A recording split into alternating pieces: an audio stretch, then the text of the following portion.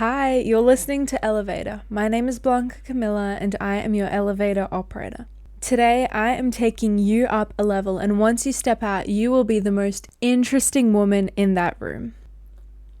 So why does being interesting even matter? It's actually an insane advantage. You have more opportunity in general, stronger networking, career growth, deeper relationships, significantly easier socialization, and then obviously increased confidence, which is just a byproduct of when you become good at your hobbies, gain skill, talk to more people, etc. But becoming interesting or finding that interesting within you is so much less about the opportunity and so much more about the identity that comes with. So if you want to be a sophisticated, intelligent, confident woman that everybody looks up to, like an insane powerhouse woman, becoming the most interesting woman in that room is like an express elevator to the penthouse, to that room where you are that woman. Becoming more interesting, in my opinion, is about experiencing more.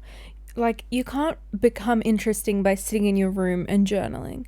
You can't become interesting by sitting in your room and watching Netflix all day, or having the same routine, going for the same walk every day. Like, becoming interesting or becoming more interesting or finding that interesting within yourself happens through experiencing and having these different things happen to you.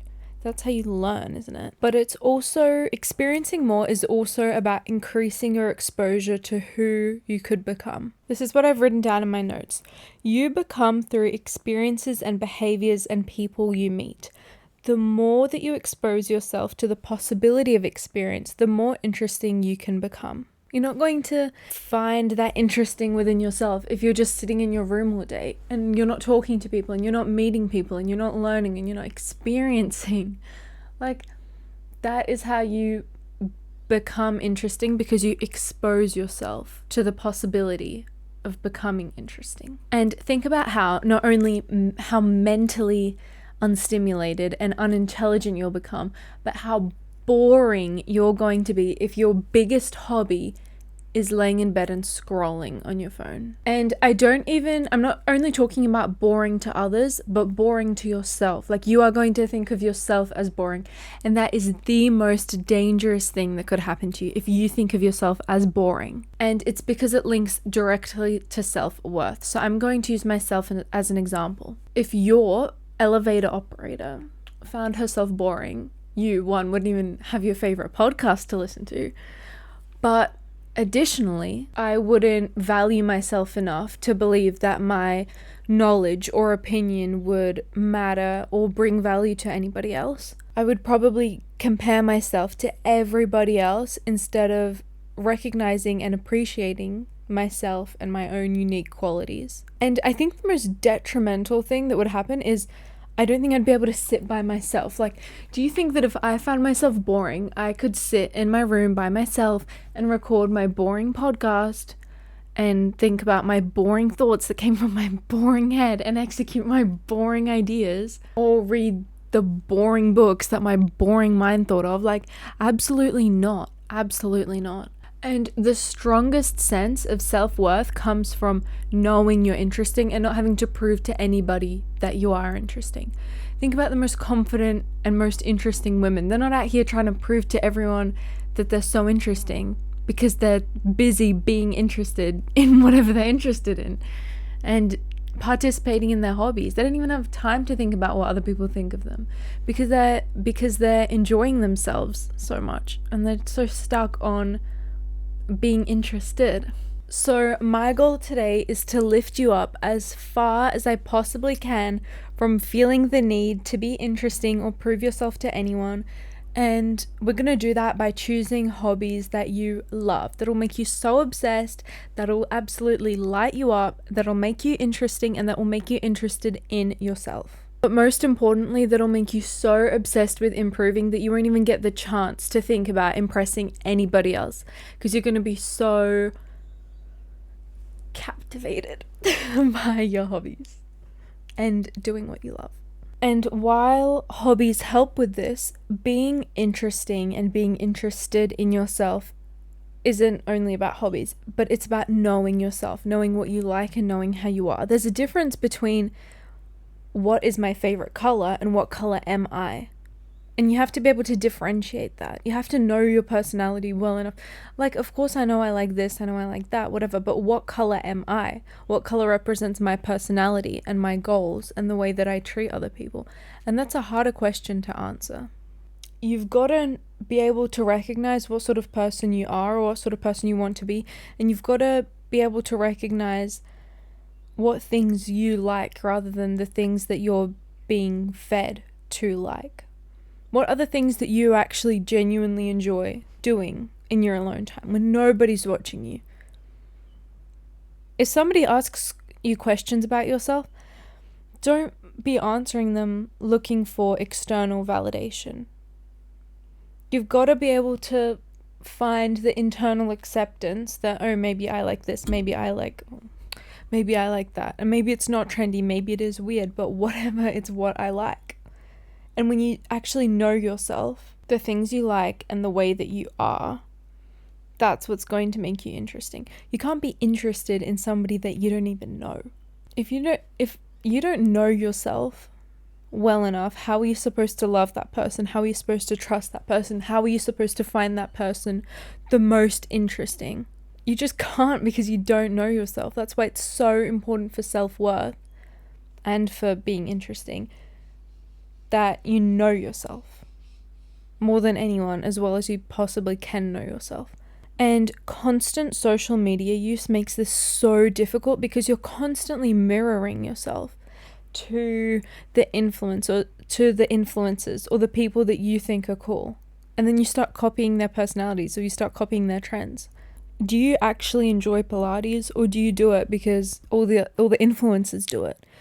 Do you actually like the taste of matcha, or are you drinking it because someone you thought was cool is drinking it? Do you actually have that opinion, or do you just think that because your best friend told you to think that, or your best friend has this opinion, so you're like, yep, I agree with her?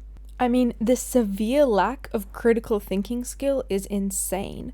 It's insane, guys. You've got to be able to differentiate between what you like and what you don't like. You've got to be able to stop and think, is this actually true? You've got to be able to research it. You've got to be able to have the common sense to think, do I actually agree with this opinion, rather than just sucking up everything that's in front of you. Yep, that's cool. I'm going to drink that much. I'm going to go to that Pilates class. Yep, my best friend has this opinion. I'm not even going to do any research on this. Yeah, I agree. Come on.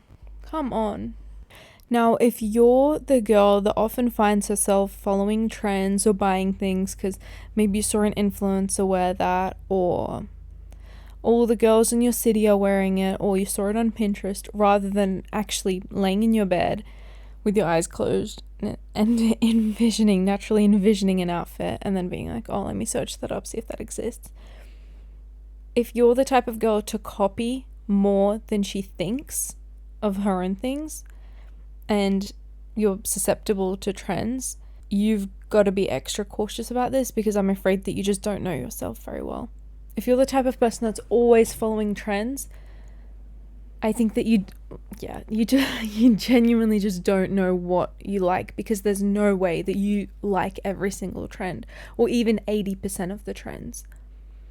Like, sorry, there's absolutely no way. I think that you're just copying everybody else. And this isn't even about clothes, but if you're the type, I don't even want to do this on camera and put this on the internet, but if you're the type of person that's saying like, clock it, slay, like doing this, you're literally a clone. Like, you're being a clone. That's not you. Like, and it's fine to it's fine to say words or repeat words that you've heard. I mean, that's how we learn. But if you're doing the clock it or like the thing, you're a copy of a copy. And that tells me two things about you. The first thing that it tells me is that you don't even know yourself very well if you feel the need to adopt other people's behaviors. Maybe not even feel the need, but if you naturally adopt other people's behaviors, You don't know yourself very well. You don't know what you like to say. You don't know, like, you're not even being yourself. You're being a clone. And that's a problem, because how are you supposed to love yourself and trust yourself if you don't even know yourself? And the second thing that it tells me is that you are so far from being the most interesting woman in whatever room you're standing in. You could be standing in a room by yourself. You are not the most interesting woman in there because you act like a clone. And look, it's fine to be occasionally inspired by things that you see on social media or Pinterest. But if your entire personality and behaviors and wardrobe and vocabulary is based off of something that you copied, you have a problem. So today, in order for you to lift up this elevator and reach your next level, we need to solve this. I need you to be able to answer questions like, if you received $100,000 to spend on any physical objects you wanted, but it was something that nobody will ever see, what would it be? You have $100,000, you could buy anything, but nobody will ever see it. What are you buying? And this is important because obviously I don't want you wasting your money on things that you want other people to see that you own, rather than things that you're actually going to enjoy. Second question is, if you had to purchase 3 items of clothing, but they had to be something that you've imagined, and it wasn't allowed to be anything that you've ever seen on social media, what would they be? This item of clothing, these 3 items of clothing, has to be something that you imagined or designed. And you can't just draw a picture of you can't just draw a design of a skirt that you saw on Instagram, or I don't know, some boots that you saw on Pinterest 5 years ago. Like, no, you can never, ever, ever have seen this anywhere else. You have to design it yourself. Chances are it's probably, obviously, nothing that's trending. But the second thing about this is that I assume that this will be different from the things that you're copying, very different from the things that you're copying or buying or being influenced on, because everybody else is wearing it. And I think this is how to actually figure out what your style is and what you genuinely like. And the third thing is, if every single cool thing on social media that you currently do today became so uncool, and it was so like, everyone was like, ew, you do that, like that's so embarrassing, like you drink matcha, like that's disgusting, you do Pilates, oh my god, cringe, absolutely cringe. Are you still doing those things, or you can be like, yeah, I'm not doing that anymore? Do you actually enjoy it enough to still do those things? If everybody hated on you and everybody made fun of you for doing it, are you still doing it, or are you just gonna be like, no, I'm not doing that, so cringe? And whatever your answer to that question is tells you, because I can't hear what you're saying, but it'll tell you if you actually enjoy that thing, or if you're just doing it to be cool or to follow a trend or to fit in with everybody else. All right, now we are going to move on to choosing the right hobbies for you based on things that you actually enjoy, not just pretend that you enjoy because they're cool.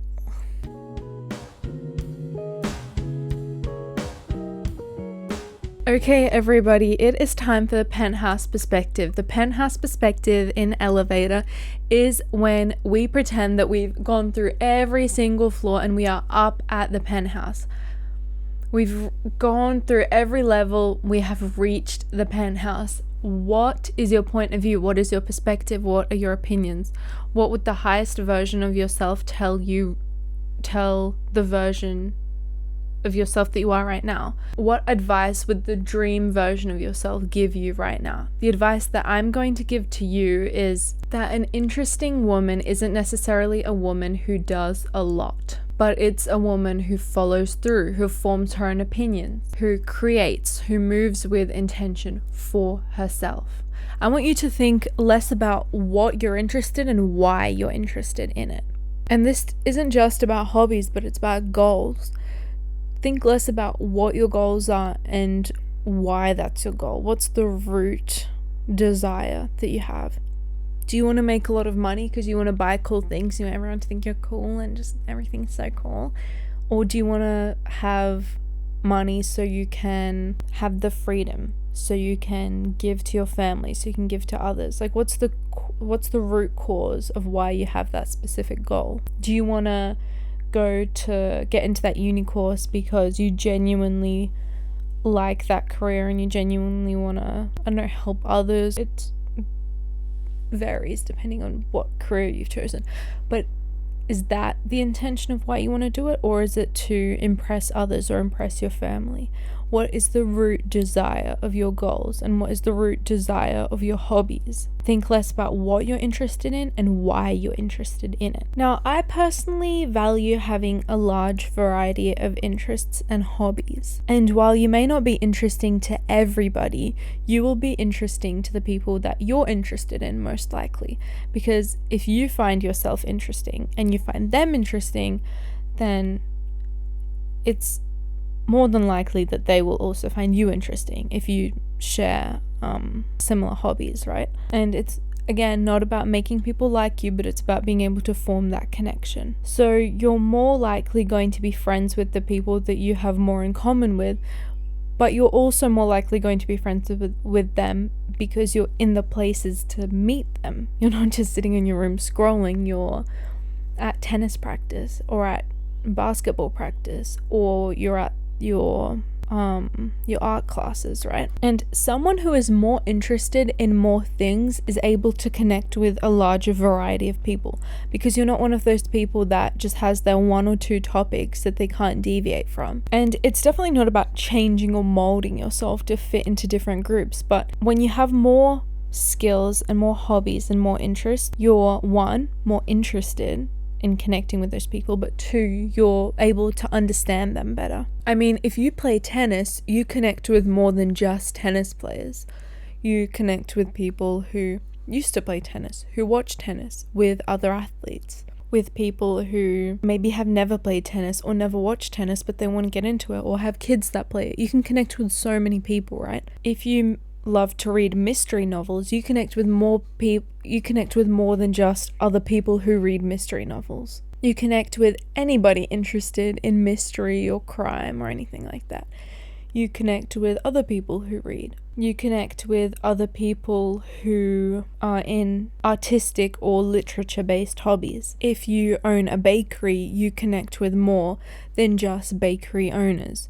You get where I'm going with this. You connect with other people who like to bake, other business owners. You can connect with anybody who walks into your bakery. And not only do you connect, but you gain the skills to ask more thought-provoking questions, which lead to deeper conversations, then deeper connections, and all the list of benefits that we went through at the start. So it really is a system that can build itself once you trigger it. Expose yourself through your hobbies, and you will build individuality, passion, conversational skills, humor, enthusiasm, etc. And what makes you interesting is being open to interesting. Some people are so reluctant to see new perspectives, and not being able to conceptualize things beyond the constraint of your own mind will gradually box you in to the point that you'll struggle to connect with others. Show interest, not just interestingness. So if your goal is social connection and opportunities, being interested is equally, if not even more important than being interesting. Now, I have a system that I've created where you will choose 4 different hobbies that will target 4 different areas, because while I want you to find yourself interesting, I also want you to move closer to becoming the woman that you want to be. So we're hitting 2 birds with 1 stone. Never said that. So the first hobby that we are choosing is a power hobby. Build discipline and self-respect through looking after your body. You can do this by going to the gym, going to Pilates if you actually like it, not because everybody else is doing it. Maybe running, boxing, dance, etc. Okay, Blanka, how is this going to build self-respect? How is going to the gym going to make me respect myself more? Well, I've used this example before on the podcast, but I'll say it again. You have a friend called Tim. Tim's like, hey, let's go to the gym tomorrow. I'll be there at 8. You're like, okay, I'll see you tomorrow, Tim, whatever. You show up to the gym the next day. It's 8 o'clock. Tim's not there. Tim calls you and he's like, so sorry. I will be there tomorrow, I promise. You're like, okay, I'll see you tomorrow, Tim. Tomorrow rolls around.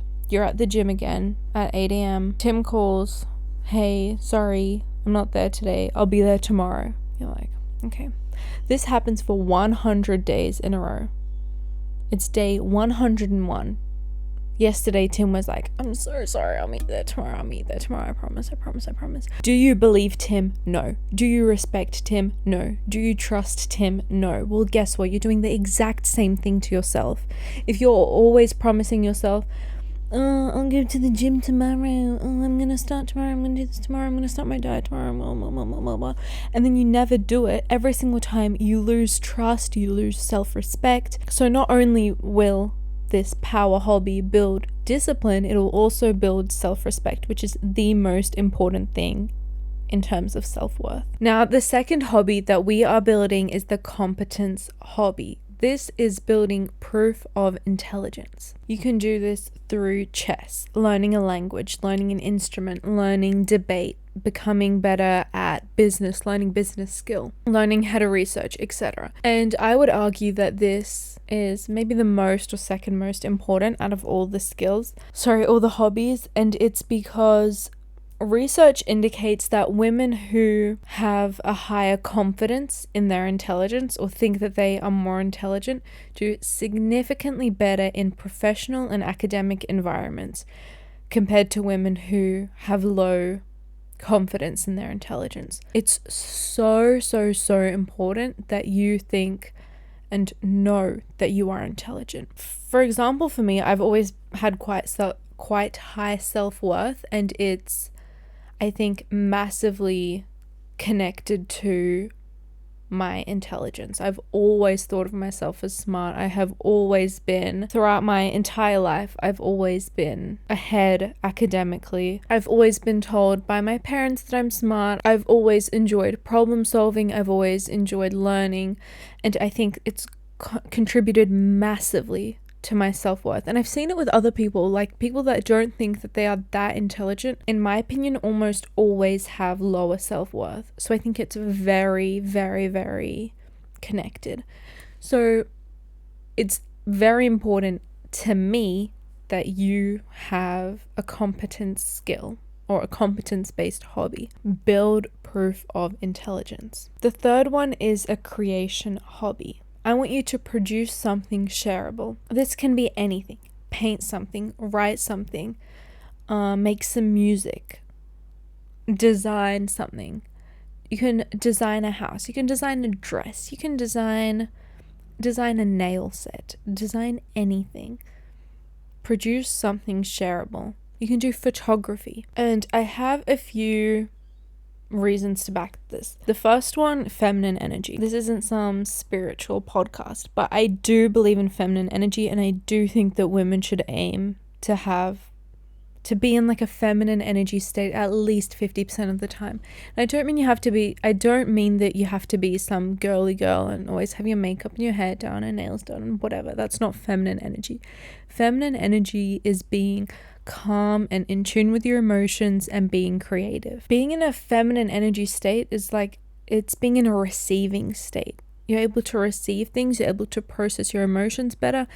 And I have an episode on this, and we speak about processing your emotions. If you don't express your emotions, you suppress your emotions, and suppressing your emotions can lead to depression. So it's so important that you are expressing yourself, and expressing yourself creatively is one of the easiest ways to do that. And then the third reason is sharing your creations can and likely will bring you opportunity, and it might not be straight away. You might be terrible at painting, but if you stick to it long enough, and if it's a consistent hobby that you take part in, and if you're constantly sharing your paintings, then I think sooner or later, like, that will create some sort of opportunity for you. And if it doesn't create any opportunity for you, having that skill will increase your confidence, and it'll likely inspire other people. And in my opinion, that is good enough. And the fourth hobby is a social hobby. Now, this can include networking, going to a book club, some group or sport classes, volunteering, etc. And for a lot of people, this is the hardest hobby, but it's important to socialize. It's important to be good at creating social connection. It's important to know how to ask thought-provoking questions. Like, you are not going to be the most interesting woman in the room. You are not going to be the dream version of yourself unless you know how to connect with people. Like, let's be real. Imagine your dream self. Chances are she's probably confident, she's probably charismatic, she probably knows how to work a room. And unfortunately, that's not something that comes with time. You can force that now. You can dive straight into this social hobby and you can just learn all those skills now. I'm sure there are women in their 50s that still struggle with social connection. So don't sit around in your room waiting for this skill to come. It won't come. It has to be built through a social hobby or socializing. Now, this hobby is important because 1, it's important to develop the skills and confidence to socialize with all walks of life. And 2 is to expose yourself to more opportunities. Now, life-changing opportunities come from your weak ties, not your best friends. Look, nobody's going to walk into your bedroom and hand you this life-changing opportunity, everything you've ever wanted. You go. No, and your best friend isn't going to give it to you either. The biggest opportunities will come from your weak ties. The person that you once met at tennis training or in your art class, or maybe it's not even somebody that you met directly, but someone that you met in your art class might be that auntie or that uncle that gives you this life-changing opportunity. They won't come to you. Like, the more that you expose yourself, the more likely that you are to get lucky. Like, luck isn't even a thing. Luck is just maths. Say luck lands on you 1 out of 10 times. If you put yourself out there 10 times, you might get lucky once. If you put yourself out there 5 times, you may or may not get lucky. If you put yourself out there 100 times, you might get lucky about 10 times, right? Luck is just maths. So the more that you put yourself out there and the more people that you meet, the more likely you are to land on somebody who gives you that life-changing opportunity. Okay, those are the 4 hobbies: power hobby, competence hobby, creation hobby, social hobby. Okay guys, hold on. It is time for the emergency stop button. We are pressing the emergency stop button because you are still thinking of a hobby that's cool and a hobby that'll make other people like you. Again, that is not a hobby, that is a performance. A hobby that you're doing to impress somebody else will never, ever, ever give you the light. It'll never light you up. It'll never give you the confidence. It'll never give you all the list of benefits that we spoke about before. It will never make you the woman that you want to be. Think about where the desire to do this hobby is coming from. A hobby that you're doing to impress a guy or to impress those girls that you want to be friends with, but you don't actually enjoy it. It'll never bring you the passion. Passion is so freaking important. A hobby is meant to be fun, okay? It's meant to light you up. It's not a performance, and it won't bring you any benefits if you're doing it for external validation. Do it for fun. Do it because you love it. Okay guys, we are going straight in with the shot of the day. I have my elevator espresso from the lobby cafe, of course. Okay, shot of the day. Oh, Blanka, I don't know what hobbies to choose, blah, blah, blah. I don't know what hobbies to choose. The shot of the day is choose hobbies or choose the activities and things that you enjoyed when you were little or based off of things that you enjoyed when you were a child. Start there and stay away from social media. Stay away from anything that you find performative. If you don't know what you like yet, try things out. You didn't know that you liked chocolate until you tried chocolate, did you? But like I said, try things that you enjoyed when you were a child. Try things that you thought were cool before you were told what is cool and what isn't cool.